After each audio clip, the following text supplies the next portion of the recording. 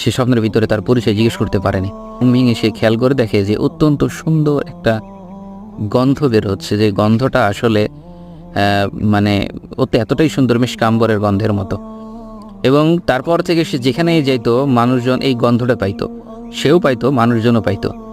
এবং সে যখন কোনো জায়গা দিয়ে হেঁটে যাইতো তখন মানুষ বুঝতো যে এই রাস্তা দিয়ে অমুক ছেলে হেঁটে গেছে। অর্থাৎ এই যে ভালো একটা কাজ সে করছে, অর্থাৎ এই যে তাকওয়া এবং গুরুত্বপূর্ণ যে কাজটা সে করছে, এটা আল্লাহ তাআলার কাছে এতটাই পছন্দ হয়েছে যে আল্লাহ তাআলা হয়তো ঘুমের ভিতরে ফেরেশতা হোক বা আল্লাহ বা কোনো কাউকে দিয়েই হোক, আল্লাহ তাআলা তাকে পুরস্কারে পুরস্কৃত করছেন।